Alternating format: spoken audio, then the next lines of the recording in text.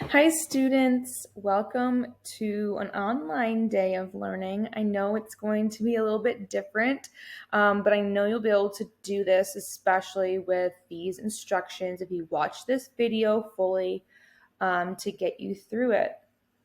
So here is what you should be completing today. You have this guided PowerPoint. So what you should be able to do today is you will be able to prepare first in part 1 for learning about the short story elements. Part 2, you'll be using Cornell notes in the slide to define short story elements and also locate pictures of examples. Lastly, you'll be analyzing the short story elements in 7th grade in a Google form. So with part 1, this is before beginning the assignment to get you a little bit pumped up. So here's a video, it gives you a nice wrap about the short story elements to get you excited about your learning today. I know I wish we could be together for this, but at least it gives you something a little bit more exciting at home. This is the link that you should have clicked on once it's going to be there after I make this. So this is the major part of this. Looking at part 2, you will be looking at these 4 videos for your time at this activity. So opening up each one, you're going to use these videos to define the terms of short story elements. After you have got the definitions, you'll then find pictures of examples that go with that element. So on the next slide is my example. You could use these 2 definitions, but you should be able to find your own visual representation. So example is point of view, the position from which the story is told. There's first person, which is used as I, me, my. Second is you, your. And third is he, she, they, it. Are for some examples. This is my visual representation over here that I have placed. And then here's my other example, a symbol that represents something else. Something that represents something else. So my example is if you ever watched Beauty and the Beast before, you know that this rose just doesn't represent a nice little flower that we see. It represents how much time the beast has left in order to be able to turn back into the prince that he is. So that's what that represents. And in our everyday life, it represents something else as well. So here on the left side is where you're going to put the definition. On the right side, you'll put the visual representation from Google. If you need to add more slides, you can right here. And if you needed to make them bigger, or you can just copy, duplicate the slide.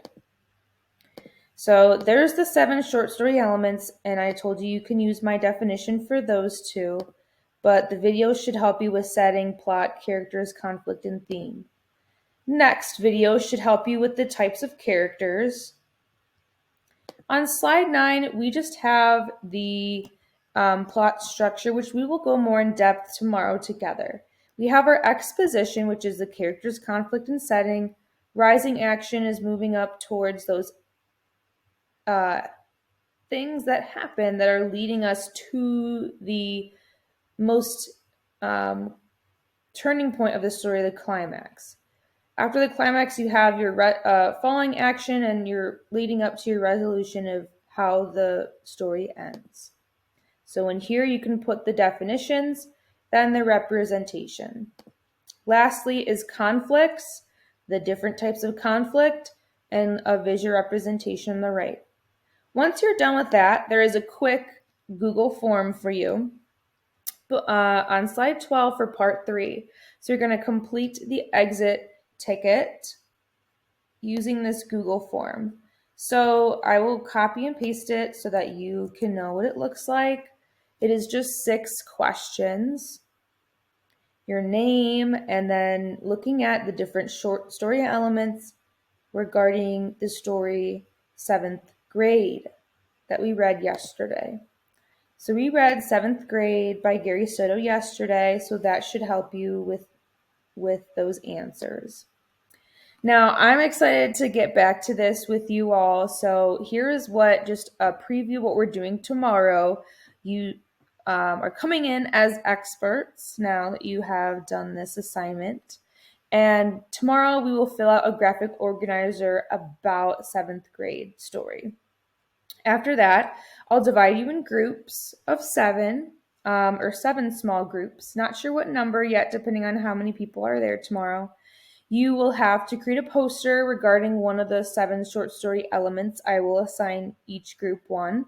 And you will write on a poster what the element is, give us examples, and then we'll do a gallery walk to determine if what you put on your poster is correct and kind of make sure, double check we are understanding the words. So I'm excited to see what you have put together. Always let me know if you have any questions, because it is a little bit challenging at home, but I'm always here for help, with email or Schoology message me, or any way that you think. So have fun with this, and I'll see you